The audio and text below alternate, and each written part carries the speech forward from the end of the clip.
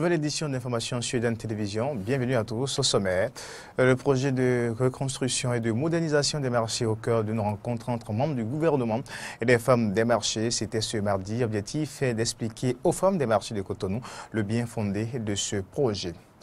Depuis 2 ans, les congés de Pâques connaissent de modifications. Les élèves et écoles iront au repos après la fête de Pâques. Les précisions, c'est à suivre dans cette édition. Et puis sur le continent, le président Xi Jinping reçoit son homologue du Zimbabwe, Emmerson Mnangagwa, au deuxième jour de sa visite en Chine. Les 2 hommes assistent à la signature de 6 documents de coopération économique et alimentaire. Voilà pour le sommet.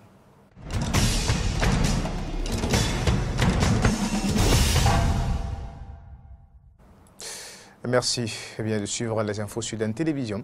3 ministres du gouvernement, celui du cadre de vie, de l'enseignement supérieur et de la culture, assistés par le directeur général de la SOGEMA et le 2e adjoint au maire de Cotonou, ont rencontré ce mardi les femmes des marchés de Cotonou. Objectif présenter et expliquer le bien fondé du projet de reconstruction et de modernisation des 36 marchés en 21 désormais dans la capitale économique. Antoinette Sabo, Fiak Voitan pour le reportage. La présentation du projet de construction et la modernisation des marchés de Cotonou a connu son premier épisode ce mardi 3 avril 2018 au Centre de promotion de l'artisanat CPA. Une délégation gouvernementale conduite par le ministre du cadre de vie, José Didier Tonato, a tenu une séance d'échange avec les femmes des marchés de Cotonou. Au cours des débats, la construction des marchés secondaires à Mol à Koonou, le marché de Gros à Akasato. Il s'agit de construire cette fois-ci des nouveaux marchés pour rendre Cotonou plus propre, pour rendre Cotonou plus moderne, plus beau à voir. On vient encore de montrer à nouveau aux femmes les normes techniques et le design que chaque marché doit prendre. Donc je crois que le projet est en cours et aujourd'hui il est question d'échanger avec eux pour éviter qu'elles tombent dans les spéculations, pour éviter qu'elles tombent dans les pièges des vendeurs d'illusions. La séance d'aujourd'hui a regroupé les leaders de ces marchés-là, de tous les secteurs, des 27 secteurs du marché d'Antopa, et également de tous les marchés secondaires de la ville, pour leur présenter le projet, mais surtout pour discuter avec les acteurs, recueillir leurs commentaires, leurs observations sur le projet, de façon à ce que nous obtenions à la fin des infrastructures qui répondent réellement aux besoins des usagers. Quel est donc l'intérêt de cette modernisation des marchés de Cotonou? Aujourd'hui, Dantopa est devenu un point noir qui dysfonctionne, tant sur le plan de son aménagement, et ça occasionne des trous noirs sur la circulation, et ça pose d'énormes problèmes à l'environnement. La gestion des déchets ne fonctionne pas bien, et ça contamine la lagune de Cotonou, à tel point qu'aujourd'hui les crevettes du Bénin ne peuvent pas être exportées. Donc, la solution fondamentale est de rendre à la ville son dynamisme en termes de développement urbain, en séparant les fonctions commerciales. D'ici 2019, 21 marchés seront construits et une autre phase débutera en 2020. La modernisation de ces marchés prend également en compte des infirmeries, toilettes, gestion des déchets et des garderies. François-Xavier Diovi et Julien Afaton, qui ont honoré le Bénin au championnat d'Afrique de Scrabble à Bamako au Mali, sont de retour au pays. Ils sont descendus ce 3 avril à l'aéroport international Cardinal Bellandin Ganti de Cotonou. Les 2 champions d'Afrique de Scrabble ont été accueillis par le directeur des sports d'élite et le vice-président de leur fédération, Frédéric Serroulan, Romac Devauchy, pour le point. 2 médailles d'or, 2 médailles d'argent et 2 coupes. Ce sont les fruits de la prestation de Julien Afaton et de François-Xavier Adjovi au championnat d'Afrique de Scrabble de Bamako. Ensemble, sur une compétition de 5 parties, les 2 joueurs ont remporté le titre de champion d'Afrique du Scrabble en paire avec à la clé une médaille d'or. Individuellement, François-Xavier Adjovi a remporté la dernière épreuve dite de défi qui lui vaut une médaille d'or. L'épreuve de défi, donc c'est les champions qui jouent et le but de cette épreuve c'est de trouver un seul gagnant à la fin. Celui qui doit se comporter comme l'ordinateur jusqu'à la fin. Donc au départ on est rentré dans une liste de 30. À la fin je suis revenu sortir le seul gagnant. Quant à Julien Afaton, aussi champion d'Afrique en paire, il a été individuellement vice-champion de 2 autres épreuves, décrochant ainsi 2 médailles d'argent. La deuxième discipline est la deuxième la plus rapide, le blitz. Le blitz, nous avons eu la médaille d'argent et l'élite, c'est l'épreuve phare. L'épreuve phare, nous avons été 2e, donc la médaille d'argent ensuite. Vous devez constater 3 médailles sur mon coup. C'est une émotion, un sentiment, une émotion spéciale qui m'anime actuellement maintenant parce que depuis 2014, nous nous sommes préparés pour remporter plusieurs titres. C'est vrai que nous n'étions pas comme des novices dans cette discipline. Nous avons déjà eu plusieurs titres sur le plan mondial même. Un événement heureux pour la Fédération béninoise de Scrabble, même si, selon son vice-président, Jean-Eudes Agbemavor, le parcours a été semé d'embûches. Un sentiment de joie et de contentement qui m'anime, d'autant plus de joie que l'expédition n'a pas été facile à organiser. C'est la Fédération béninoise qui a préfinancé le départ de ces champions pour ces joutes-là parce que nous avons voulu inscrire dans la régularité la participation du Bénin à ces joutes internationales. Nous sommes et nous restons une grande nation de Scrabble et il n'était pas tolérable pour nous que le Bénin ne soit pas cité lors de ces championnats-là. Bonaventure Kodia, directeur des sports d'élite, est venu transmettre aux joueurs le message du ministre des Sports, Oswald Omeki. Je disais que c'est un plaisir pour moi d'être à l'aéroport ici pour accueillir nos 2 champions. Nos 2 champions de Scrabble pour leur transmettre un message de félicitations du ministre du Tourisme, de la Culture et des Sports et de l'ensemble du gouvernement à ces 2 athlètes. Ils nous ont fait honneur et je les invite à continuer le travail. Les joueurs, eux, visent déjà d'autres championnats. Donc nous allons essayer encore de maintenir notre niveau et d'ici 2 mois, nous allons nous préparer à aller au Canada à Mont-Tremblant pour remporter le titre mondial. Début mai, maintenant, le festival de Vichy, ça se joue en France. C'est couplé avec le championnat français en même temps. Donc c'est une occasion aussi pour nous d'aller se mesurer là-bas. Je l'annonçais dans les titres, les congés de Pâques au Bénin interviennent généralement pendant la période de la fête de Pâques. Contrairement aux années antérieures, cette année, ils sont prévus pour 2 semaines après la fête de Pâques. Comment comprendre ce changement? Écoutez la réponse de cet enseignant au micro de Horacia Diodi. Il y a des paramètres que les responsables, nos autorités ont l'habitude de prendre en compte avant de choisir les périodes de congés. Sinon, au départ, je pense bien qu'il y a des congés en fin de trimestre. C'est après 3 mois de travail que nous prenons les premiers congés, dits congés de Noël. Sinon, en réalité, c'est congés de fin de premier trimestre. Actuellement, nous n'avons pas encore fini le 2e trimestre. Nous sommes en train de finir avec 3 mois. Donc, c'est après 3 mois, c'est après un certain nombre de semaines que les inspecteurs décident de planifier l'année scolaire. Donc, si nous prenons le 2e trimestre, on n'a pas complètement épuisé le nombre de semaines prévues. Donc, ça fait que c'est à partir du 13 avril au soir que nous serons en congé. Donc, les responsables au niveau de l'enseignement ne sont pas obligés de prendre en compte les paramètres religieux. Quand je prends la Pâque, il y a aussi des paramètres que les religieux prennent en compte pour pouvoir fixer les dates des fêtes religieuses. Donc, lorsque les responsables au niveau de l'enseignement considèrent leurs paramètres à eux et que les responsables religieux considèrent aussi les leurs, là, nous constatons que ce n'est pas tout le temps que ça va arriver. Ce n'est pas tout le temps qu'on aura toujours les congés de Pâques pendant Pâques. On reste avec les enseignants, mais cette fois-ci au niveau supérieur. La semaine dernière, l'intersyndicale de l'enseignement supérieur a décidé de suspendre sa motion de grève qui s'observe depuis 3 mois. Quelles sont les motivations qui sous-tendent cette suspension? À quoi peut-on s'attendre pour la suite? C'est les réponses avec Vincent. On est d'accord, secrétaire général du CINES. Le premier point de notre motion, c'est le dialogue. La revue de dialogue, c'est le premier point. Maintenant, dans les revendications, il faut dire qu'il y a des avancées timides, comme je l'ai dit, mais pas totalement. Mais ce qui est sûr, c'est que l'autorité de tutelle est engagée complètement à nous recevoir régulièrement pour négocier et négocier de nos problèmes. Il a même pris l'engagement de nous amener plus loin, pour les points qui ne sont pas à ce niveau, de nous amener plus loin pour négocier avec le gouvernement.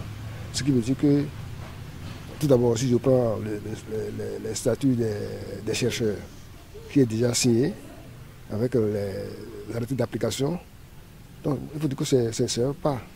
Et d'autres points sur lesquels on n'a pas une totale satisfaction, mais on tient quand même à dire que, comparativement à ce qu'on a commencé au départ, il a eu une avancée. Mais une fois rompre le dialogue, on continue de dialoguer, si bien que dans notre, même le jeudi dernier, on a encore eu une concertation. Et on est parvenu à un accord où la ministre s'est engagée sur ce qu'elle peut faire à son niveau, ce qu'elle doit faire. Et ce qu'elle ne peut pas faire, là où elle peut nous amener, on a dit qu'on va rencontrer, dans notre motion de grève, on a dit qu'on va rencontrer le ministre d'État, le ministre des Finances, le ministre du Travail et elle-même.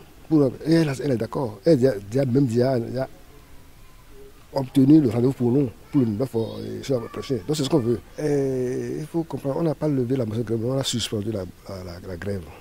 Ce qui veut dire qu'on a donné un moratoire de 2 mois, c'est bien écrit dans notre motion de grève. On a donné un moratoire de 2 mois. Non, vous voyez, les étudiants sont indépendants. Nous aussi, on est indépendants. Si le ministère peut engager un dialogue sincère avec les étudiants, il peut aussi arrêter. Mais moi, personnellement, je ne vais pas porter le fardeau de l'année blanche. Ce que nous avons montré notre bonne volonté au gouvernement pour dire qu'on suspend. Et dans l'état de 2 mois, on va commencer par ça. Pour que demain, on ne nous mette pas sur la tête le chapeau de l'année blanche. Page culture, avant de retrouver l'actualité sur le continent, un géant spectacle a réuni sur le même podium une vingtaine d'artistes du département du Koufo, organisé par Alphonse Badet sous le parrainage du préfet du Koufo, Christophe Mengbedi. Ce spectacle s'inscrit dans la promotion des artistes musiciens de la région. Jonas Bochi pour le reportage. Par l'occasion de cette fête de la résurrection du Christ ce jour de Pâques, les artistes du Koufo ont voulu se révéler au monde et en particulier aux populations de leur département. Nous organisons cette fête pour faire plaisir aux populations du Koufo et profiter de l'occasion pour découvrir les artistes du Koufo et les différentes sonorités musicales.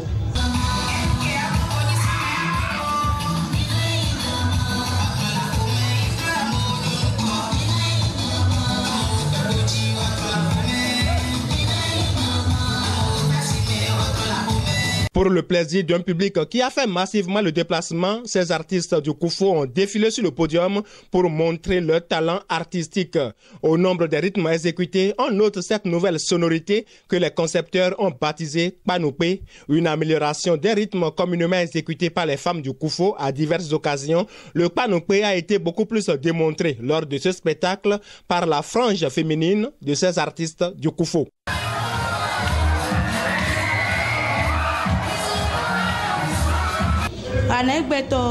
Ce spectacle est organisé dans le cadre de la fête de Pâques et nous en profitons pour nous révéler au public comme ceux qui veulent perpétuer la musique du Koufo. Au vu du succès de ce spectacle gratuit pour le public, les artistes du Koufo remercient les initiateurs, notamment le préfet du Koufo, pour une si belle contribution à leur promotion. Au nom de l'ensemble des artistes du Koufo, nous disons un grand merci à Badet Alphonse et M. Kakpo pour l'organisation parce que ça révèle beaucoup d'artistes au monde entier, à la population béninoise. Nous profitons pour remercier aussi le préfet Mengbedi Nwensou Christophe pour ses soutiens aux artistes du Koufo, du Bénin et de l'Afrique en général.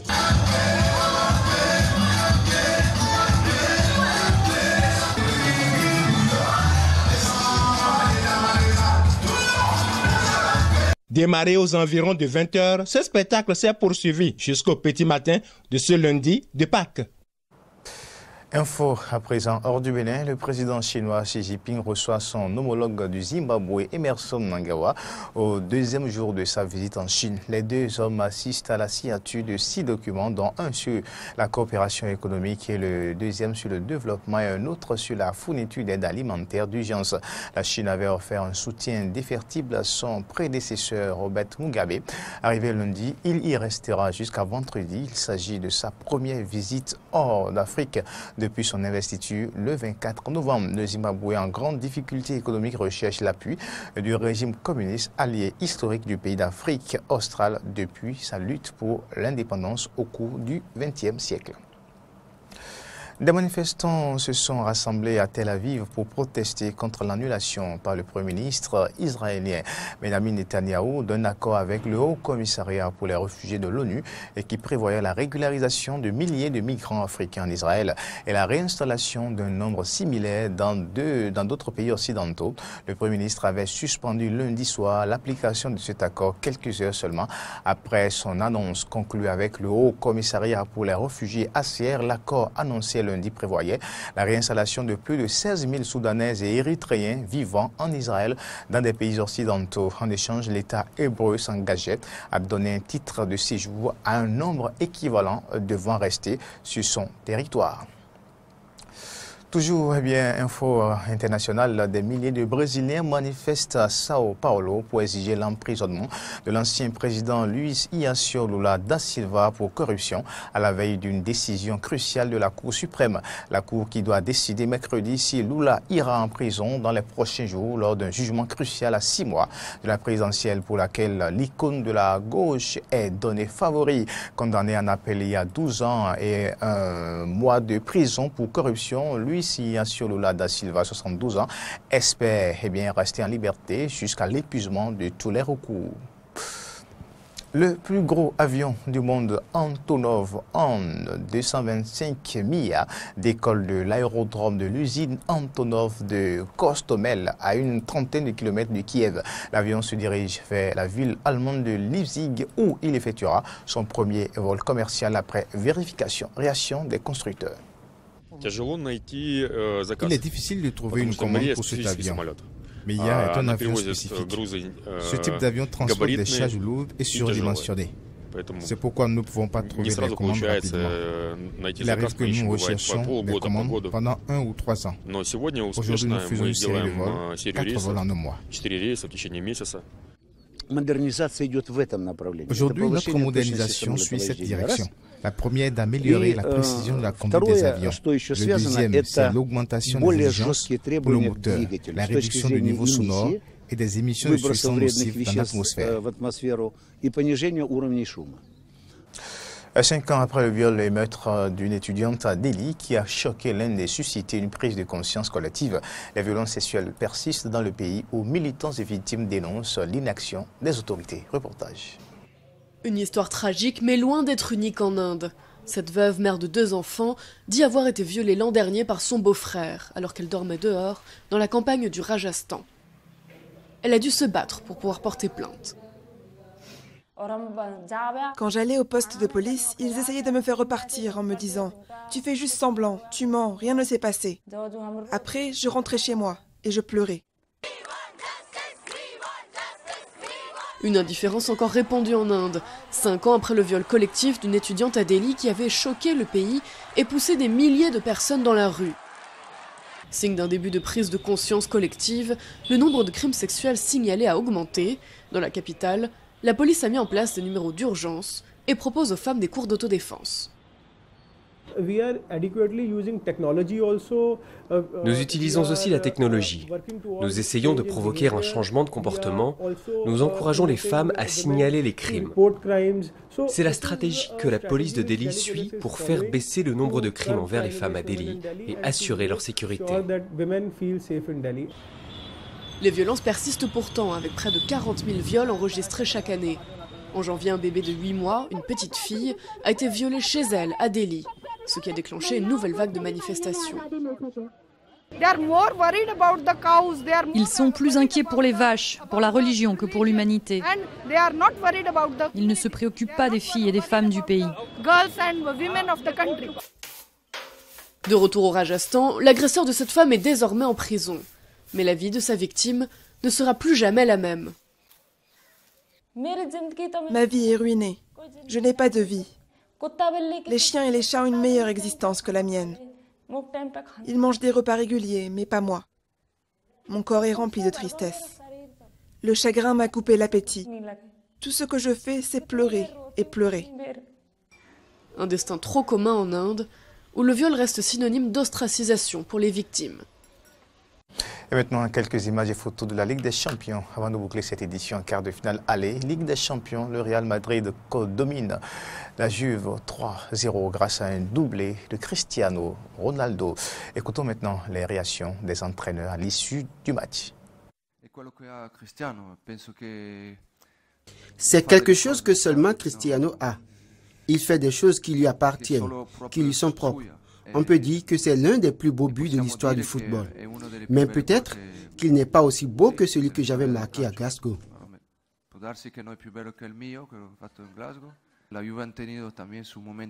La Juve a eu ses moments forts, ses moments de qualité, des moments dans lesquels elle pouvait nous mettre en difficulté. Mais nous avons bien défendu. Mais à la fin, c'est vrai que le 0-3 est un peu lourd pour eux. Mais au final, on a joué le match qui nous a permis de gagner de cette façon.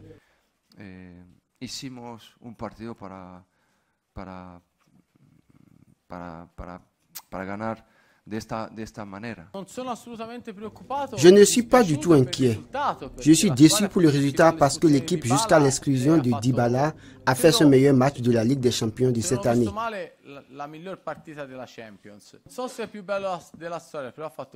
Je ne sais si c'est le plus beau but de l'histoire, mais c'était un but extraordinaire. Je disais que depuis 2 ans, Cristiano Ronaldo est le meilleur attaquant qu'il y a, sans rien enlever aux autres.